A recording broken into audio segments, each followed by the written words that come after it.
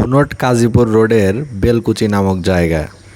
বাম পাশে একটি সুন্দর বাড়ি হচ্ছে ফাঁকা জমির পাশে, আর চারদিকে কৃষি জমি হাতের বাম পাশে এবং হাতের ডান পাশে, মাঝখান দিয়ে রাস্তা। এই রাস্তাটি চলে গেছে ধুনট থেকে কাজীপুর তথা সিরাজগঞ্জ পর্যন্ত। রাস্তার শুধুমাত্র এক সাইড দেখা যাচ্ছে, বাম সাইডটা দেখা যাচ্ছে, ডান সাইডটা দেখা যাচ্ছে না। এবং এই জায়গায় বসত বাড়ি রয়েছে, গাছপালা রয়েছে। ধুনট থেকে কাজীপুর প্রায় 15 কিলোমিটারের মতো দূরত্ব।